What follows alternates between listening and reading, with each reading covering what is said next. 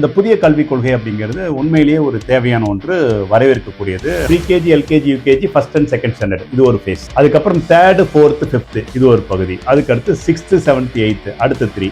அதுக்கடுத்து பார்த்தீங்கன்னா 9th to 12th வந்து ஒரே phase. Arts, science, language, linguistics அப்படிங்கிறதுலாம் நம்ம தனித்தனியாக பார்த்துட்டு இருந்தோம். இப்போ எல்லாத்துக்கும் ஒரு ஈக்குவல் இம்பார்ட்டன்ஸ் இருக்கக்கூடிய ஒரே ஷெல்டர் கூட வரதா வந்து மாறி இருக்கு. ஒரு டிபார்ட்மெண்ட் இன்னொரு டிபார்ட்மெண்ட்ல ஷட்டில் ஆகிக்கலாம். ஒரு ஆர்ட்ஸ்ல இருக்கிற ஒரு டெக்னாலஜி போகலாம், டெக்னிக்கல்ல இருக்கிறவர் வந்து பார்த்தீங்கன்னா லாங்குவேஜ் லிங்குவிஸ்டிக்ஸ் போகலாம். எல்கேஜி டு 5th வரையே பார்த்தீங்கன்னா மதர் டங்ல படிக்கணும்னு ஒரு விஷயம் இருக்குது. அது எந்த அளவு சாத்தியம்ங்கிறது வந்து தெரியல. அப்படி ஒரு குழந்தைகள் வந்து அவங்களுடைய தாய்மொழி கல்வியில் தான் படிக்கிறாங்கன்னா கொஞ்சம் புரிஞ்சு படிக்கக்கூடிய வாய்ப்புகள் வந்து நிறைய இருக்கு. ஒரே ஒரு வருஷத்துல படிச்சுட்டு பிரேக் எடுத்துக்கிட்டு வேலைக்கு போனா போகலாம். 2 years படிச்சுட்டு பிரேக் எடுத்துட்டு வேலைக்கு போனா போகலாம். அது 2 years படிச்சுட்டு பிரேக் எடுத்துட்டு இன்னொரு விஷயம் படிச்சுட்டு திருப்பி 3rd yearல வந்து நம்ம கண்டினியூ பண்ணணும்னா பண்ண முடியும். தமிழகத்தினுடைய புதிய கல்விக் கொள்கையை வந்து ஸ்டேட் எஜுகேஷன் பாலிசியை வந்து உருவாக்கி இருக்காங்க. அதனுடைய டிராஃப்ட் வந்து ரிலீஸ் பண்ணிட்டாங்க. இந்த பொருளாதார ஏற்றத்தாழ்வுல இங்க இருக்கிற இந்த புதிய கல்விக் கொள்கையில் இருக்கிற அவ்வளோ ரெக்கமெண்டேஷனும் அவ்வளோரையும் முழுசா போய் சேர்ந்துருமா அப்படின்னா, இந்திய கல்வி முறையில மாற்றங்கள் தேவைங்கிறது எல்லாரும் ஒத்துக்கொள்ள வேண்டிய ஒரு ஒன்று.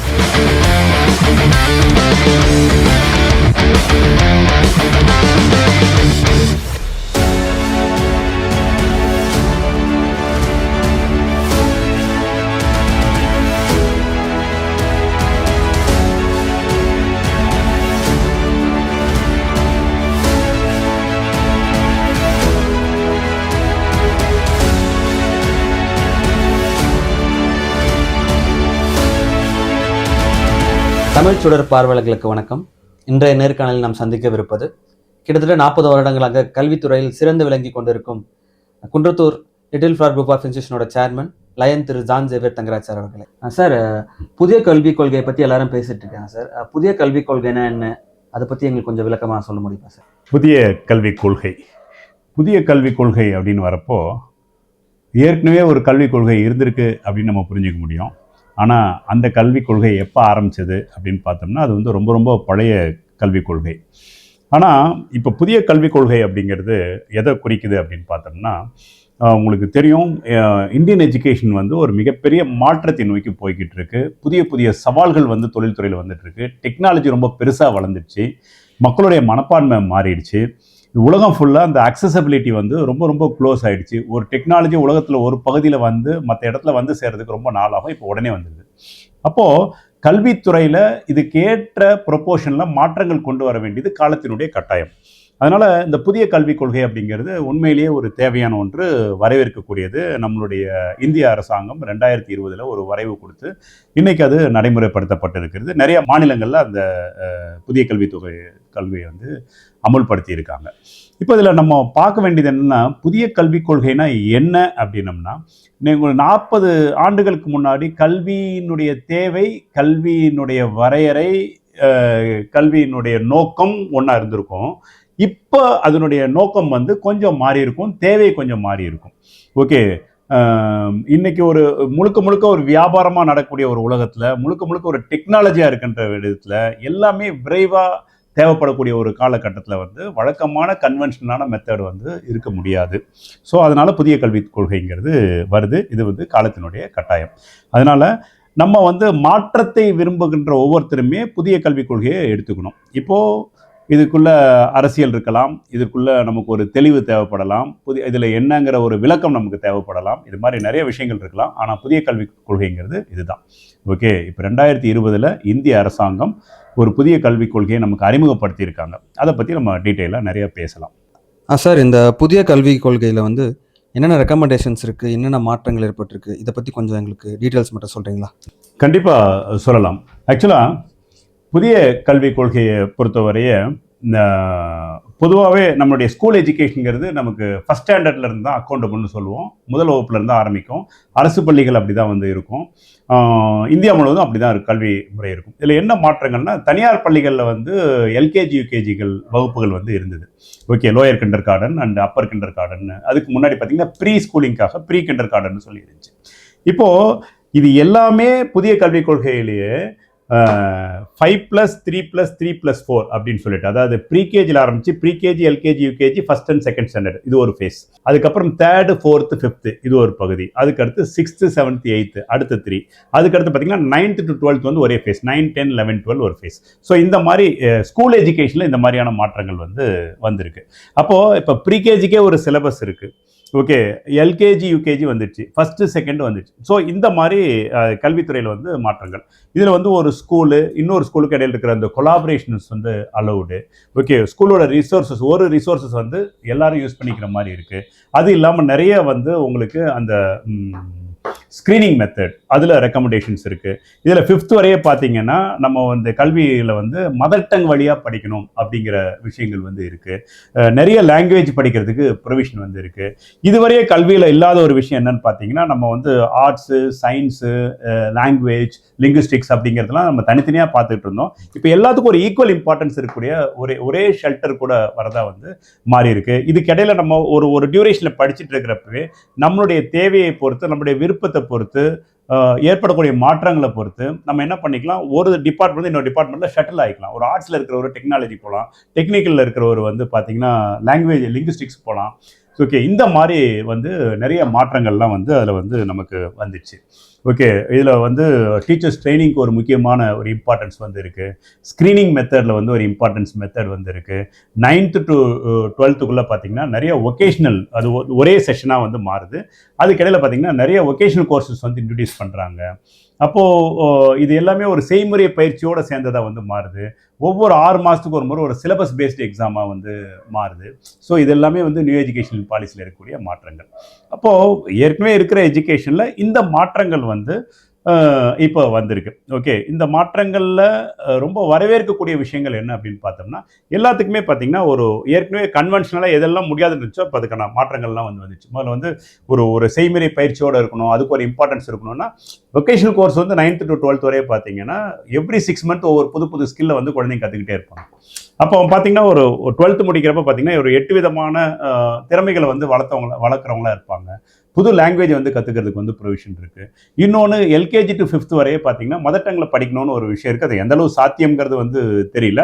அப்படி ஒரு குழந்தைகள் வந்து அவங்களுடைய தாய்மொழி கல்வியில் தான் படிக்கிறாங்கன்னா கொஞ்சம் புரிஞ்சு படிக்கக்கூடிய வாய்ப்புகள் வந்து நிறையா இருக்குது. இதே இது ஹையர் எஜுகேஷன் போகிறப்ப பார்த்தீங்கன்னா மல்டிபிள் என்ட்ரி, மல்டிபிள் எக்ஸிட்னு சொல்லி கொண்டு வந்திருக்காங்க. எப்போ வேணாலும் உள்ளே போகலாம், எப்போ வேணாலும் வெளியே வரலாம். அது நீங்கள் பார்த்தீங்கன்னா உங்களுக்கு புரியும். ஒரு டிகிரி அப்படிங்கிறது நமக்கு 3 yearsன்னு சொல்லுவோம். இது எப்படின்னா ஒரு சர்டிஃபிகேட் கோர்ஸ் படிச்சிங்கன்னா 1 year, டிப்ளமோ கோர்ஸ் படிச்சிங்கன்னா 2 year, அப்படியே இன்னொரு வருஷம் சேர்த்து படிச்சிங்கன்னா ஒரு டிகிரியாக முடிச்சிருவீங்க. டிகிரியை ஹானஸாக படிக்கணும்னா 4th year. அதே 5 year கோர்ஸாக படிச்சிங்கன்னா ஒரு பிஜி முடிச்சுட்டு வெளியே வருவீங்க. அப்போ பார்த்தீங்கன்னா இந்த நம்ம ஒரு பிஎஸ்சி, பிஎட்னு சொல்லுவோம், எம்எஸ்சி, எம்எட்னு சொல்லுவோம், அல்லது என்ஜினியரிங் சொல்லுவோம். இந்த மாதிரி நம்ம சொல்லக்கூடிய கோர்சஸை இந்த மாதிரி உங்களுக்கு பிரிஞ்சிருது ஆக்சுவலாக. அப்போ எப்படி மாறுதுன்னா, ஒரே ஒரு வருஷத்தில் படிச்சுட்டு பிரேக் எடுத்துக்கிட்டு வேலைக்கு போகணுன்னா போகலாம், 2 years படிச்சுட்டு பிரேக் எடுத்துகிட்டு வேலைக்கு போகணுன்னா போகலாம், அல்லது 2 years படிச்சுட்டு பிரேக் எடுத்துகிட்டு இன்னொரு விஷயம் படிச்சுட்டு திருப்பி 3rd year வந்து நம்ம கண்டினியூ பண்ணணும்னா பண்ண முடியும். அப்போ இது மல்டிபிள் என்ட்ரி, எந்த வருஷத்தில் வேணாலும் உள்ளே வர முடியும், எந்த வருஷம் வேணாலும் வெளியே போக முடியும். இப்போ இந்த சிஸ்டம் வந்து நிறைய வெளிநாடுகளில் வந்து இருக்குது. இப்போ நம்ம நாட்டிலையும் அது இந்த புதிய கல்விக் கொள்கை மூலமாக வந்து உள்ளே வந்துச்சு. இதில் யூனிவர்சிட்டிக்கான கிராண்டு, யூனிவர்சிட்டிக்கான லிபர்ட்டி, நிறைய அட்டானமஸாக இருக்கிறதுக்கான வாய்ப்புகள், இது மாதிரிலாம் நிறைய வந்து கொடுத்துருக்காங்க. நிறைய கொலாபரேஷனுக்கான பாசிபிள் வந்து நிறைய இருக்குது. இது பொதுவாக உலக லெவலில் வளர்ந்த கல்வி முறைன்னு எடுத்துகிட்டா யூரோப்பியன் மெத்தட் சொல்லுவாங்க. ஏறக்குறைய அந்த யூரோப்பியன் மெத்தடை பேஸ் பண்ணி தான் இந்த புதிய கல்விக் கொள்கை வந்து உருவாக்கப்பட்டிருக்கு. அதனால் இது நம்ம இந்தியாவில் சில மாநிலங்களில் முழுசாக அமுல்படுத்திட்டாங்க. இதில் ஒவ்வொரு உயர்கல்விக்கு போகிறப்போ ஒரு என்ட்ரன்ஸ் எக்ஸாம் எழுதி தான் உயர்கல்விக்கு போக முடியும், எக்ஸிட் எக்ஸாம் எழுதி தான் வெளியே வரணும். இங்கே தான் நமக்கு ஒரு சின்ன கிளாரிட்டி வந்து தேவைப்படும். எதுக்காக என்ட்ரன்ஸ் எக்ஸாம், எதுக்காக எக்ஸிட்னு ஒரு எக்ஸாமினேஷன் அப்படின்ட்டு. இப்போ பாருங்கள், என்ட்ரன்ஸ் எக்ஸாம் அப்படிங்கிறது நுழைவுத் தேர்வு. அப்போ நுழைவுத் தேர்வுனா உள்ள நுழையிறதுக்கு ஒரு தகுதி தேர்வு தேவை. ஏன் தேவை அப்படின்னு பார்த்தீங்கன்னா, இந்தியாவில் பலவிதமான கல்வி முறைகள் இருக்குது. தமிழ்நாடு எடுத்துக்கிட்டால் ஸ்டேட் போர்டு இருக்குது, ஸ்டேட் போர்டுக்கு அப்புறம் பார்த்தீங்கன்னா சிபிஎஸ்சி இருக்குது, சிபிஎஸ்சிக்கு அப்புறம் பார்த்தீங்கன்னா இன்டர்நேஷனல் மெத்தட் இருக்குது, இன்டர்நேஷனலில் பார்த்தீங்கன்னா 4-5 மெத்தட் இருக்குது, ஆஸ்திரேலியன் மெத்தட் இருக்குது, பிரிட்டிஷ் மெத்தட் இருக்குது, ஐஜிசிஎஸ்சி இருக்குது, கேம்பிரிட்ஜ் இருக்குது, ஐபி இருக்குது, இப்போ அமெரிக்கன் எஜுகேஷன் சிஸ்டம் வந்துச்சு, ஃபின்லாண்ட் எஜுகேஷன் சிஸ்டம் இந்தியாவிலே வந்துச்சு. அப்போ இவ்வளோ போர்ட்ஸ் இருக்கிறப்போ எல்லாருக்கும் சேர்த்து அந்த ஒரு 15 வயதில் அடுத்தது படிக்கிறதுக்கு அல்லது 17 வயசில் அடுத்து படிக்கிறதுக்கு ஒரு டாக்டர் படிக்கணும்னா அது படிக்கிறதுக்கான தகுதி அப்படின்னு வரப்போ பார்த்தீங்கன்னா ஒரு நுழைவுத் தேர்வு வந்து அவசியமாயிடுது. இது ஒரு சமநிலையாக கொண்டு வரதுக்காக. அடுத்து எக்ஸிட் எக்ஸாம் எதுக்கு அப்படின்னு பார்த்தீங்கன்னா ஒருத்தர் வந்து பிஜி முடிச்சுட்டு வெளியே வராரு, ஒரு டாக்டர் முடிச்சுட்டு வெளியே வராரு அப்படிங்கிறப்போ அங்கே அவங்களுக்கு அவங்க அந்த தகுதியை வந்து ஒரு மணியாக மாற்றுறதுக்கு, அந்த தகுதியை வந்து ஒரு தொழிலாக மாற்றுறதுக்கு, அந்த தகுதியை வந்து ஒரு ப்ராடக்டாக மாற்றுறதுக்கு அவங்களுக்கு சில திறமைகள் தேவை. ஸோ அப்போ அந்த தகுதியை வந்து ஒரு படிப்பை முடிச்சுட்டு வேலைக்கு போகிறதுக்கு முன்னாடி ஒரு தகுதி வேணும். அப்படிங்கிறப்போ அதுக்கான எக்ஸாம் தான் வந்து எக்ஸிட் எக்ஸாமினேஷன். ஸோ அப்போ இந்த எக்ஸிட் எக்ஸாம் முடிச்சு வரப்போ பார்த்தீங்கன்னா அந்த ஸ்கில்லோட மக்கள் வந்து வெளியே வருவாங்க தான். ஸோ அப்போ என்ட்ரன்ஸ் டு எக்ஸிட், ஓகே, ப்ரீகேஜிலேருந்து பிஜி வரைய, ஓகே, அதுக்கடையில் நிறைய லிபர்ட்டி, இதுக்கடையில் நிறைய ஆராய்ச்சி பண்ணுறதுக்கான வழிமுறைகள். இது 9th படிக்கிறப்பவே அவங்க வந்து ஒவ்வொரு கோர்சஸ் மாற்றிக்கணும்னா மாற்றிக்கலாம். அதுக்கு முன்னாடி சயின்ஸ் குறிக்கிற பசங்க வந்து ஆர்ட்ஸ் போக முடியாது, ஆர்ட்ஸில் இருக்கிற ஸ்டூடெண்ட்ஸ் வந்து லிங்குஸ்டிக்ஸ் போக முடியாது, அப்படிலாம் இருந்தது. இப்போ அந்த தடைகள் எதுவுமே வந்து நியூ எஜுகேஷன் பாலிசியில் இல்லை அப்படிங்கிறது தான். அதனால் நியூ எஜுகேஷன் பாலிசிங்கிறது ஒரு காலத்தின் கட்டாயம். சார், அப்போது இந்தியா முழுவதும் இந்த புதிய கல்விக் கொள்கை எல்லா மாநிலங்களையும் அறிமுகம் ஆயிடுச்சா? அப்படி அறிமுகம் ஆச்சுன்னா அதில் இருக்க சவால்கள் என்னென்ன சார்? அறிமுகம் ஆயிடுச்சா அப்படின்னா சில மாநிலங்களில் அறிமுகம் ஆயிருக்கு, எல்லா மாநிலங்களையும் அறிமுகம் ஆகலை. இந்த புதிய கொள்கையில் இருக்கின்ற ஒரு கிளாரிட்டியும் தேவையும் தான் அதுக்கான விளக்கமாக இருக்க முடியும். இந்தியா அப்படிங்கிறது, இந்தியாவோட பெருமை என்னன்னு பார்த்தீங்கன்னா, இந்தியாவோட அந்த பலதரப்பட்ட அந்த டிஃப்ரென்ஷியேஷன் தான் வந்து இந்தியாவுக்கே வந்து பெருமை. ஓகே, உலகத்தில் எந்த ஒரு நாட்டிலையுமே இத்தனை விதமான மக்கள், இத்தனை விதமான பாகுபாடு, இத்தனை விதமான மொழி, இத்தனை விதமான கல்ச்சர் இருக்கக்கூடிய ஒரு நாடு வந்து கிடையாது. ஸோ இந்தியா பார்த்திங்கன்னா பலவிதமான கலாச்சாரங்களை உள்ளடக்கிய ஒரு நாடு. அப்போது இவ்வளோ நாடுக்கும் சேர்த்து ஒரே ஒரு கல்விக் கொள்கை வந்து எப்படி தீர்வாக இருக்க முடியும் அப்படிங்கிறது இதில் இருக்கிற சவால், கேள்வி எல்லாமே.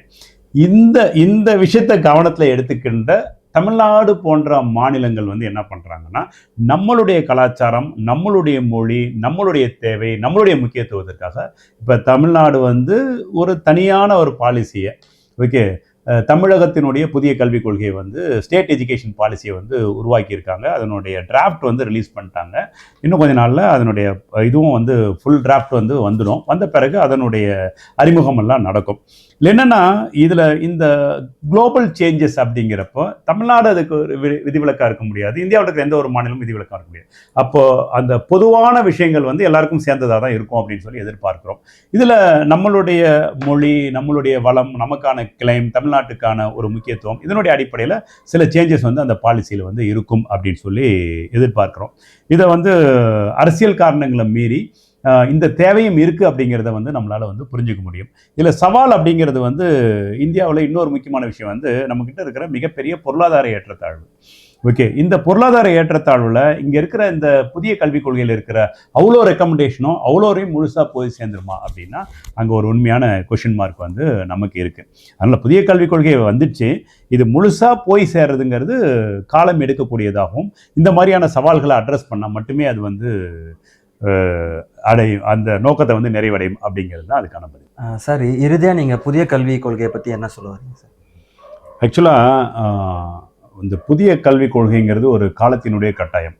இது வந்து ஸ்டேட் கவர்மெண்ட் கொடுக்குதா, சென்ட்ரல் கவர்மெண்ட் கொடுக்குதாங்கிறது முக்கியம் கிடையாது. ஏன் அப்படின்னா இந்திய கல்வி முறையில் மாற்றங்கள் தேவைங்கிறது எல்லாரும் ஒத்துக்கொள்ள வேண்டிய ஒன்று. இன்றைக்கி இருக்கிற டெக்னாலஜி, இன்றைக்கி இருக்கின்ற வாய்ப்புகள், இன்றைக்கி இருக்கின்ற மக்களுக்கு கிடைக்கின்ற ரிசோர்ஸஸ்ஸு, இது எல்லாமே வந்து ஓப்பன் ஆகிடுச்சு. இன்றைக்கி யாருமே அதை தடுக்க முடியாது. அப்போது இங்கே it's not the question whether we follow state education policy or central government education policy. ஆனால் ஒரு பாலிசி தேவைங்கிறது முக்கியம். அது வந்து பழைய மரபுகளை உடைக்கக்கூடியதாகவும் புதிய சுதந்திரத்தை கொடுக்கக்கூடியதாகவும் கண்டிப்பாக இருந்தாகணுங்கிறது முக்கியம். சரி, இப்போது இன்னொரு விதமாக நம்ம இதை யோசிக்கிறோம்னு வச்சுக்கோங்களேன். இப்படி ஒரு புதிய கல்விக் கொள்கை இல்லை, ஏற்றுக்கல அப்படின்னு வச்சுக்கோங்களேன். அப்போ என்ன நடக்கும் அப்படின்னா, கொஞ்சம் டீப்பாக யோசித்து பாருங்கள். எந்த மாற்றமாவது ஒரு தனிப்பட்ட அரசுக்காக, தனிப்பட்ட நபருக்காக ஒரு ஒரு ஒரு ஒரு விஷயம் வந்து தடைப்பட்டு நின்றுருக்கா அப்படின்ட்டு.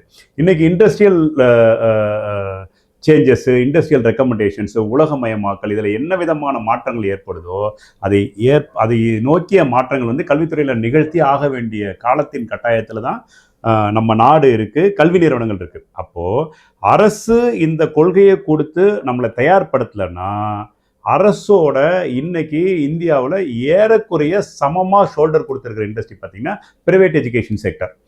அப்போது இந்த மாற்றங்களை அரசு கொண்டு வர சமயத்துலனா இந்த விஷயங்கள் பிரைவேட் செக்டர் மூலமாக அட்ரஸ் செய்யப்படும். அவ்வளோதான். இப்போ தனியார் கல்வி நிறுவனங்கள் அதுக்கு ஒர்க் பண்ண ஆரம்பிச்சிருச்சு. அது மூலமாக இந்த விஷயங்கள் வந்து நடக்க ஆரம்பிச்சிடும். அப்போ இந்த கன்வென்ஷனல் எக்ஸாமுக்கு இதுக்கெல்லாம் வாய்ப்பு இருக்காது. சர்டிஃபிகேட் கோர்ஸஸ் இது மாதிரி புதுசாக நிறைய வர ஆரம்பிச்சிடும்.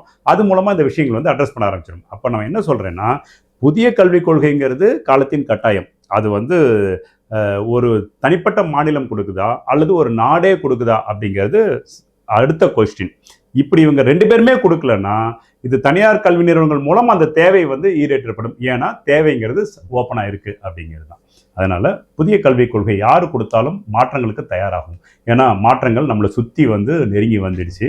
அந்த மாற்றங்களுக்கு நம்ம தயாராகிறது தான் அதுக்கான ஒரு சரியான பதிலாக வந்து நம்ம இருக்க முடியும்.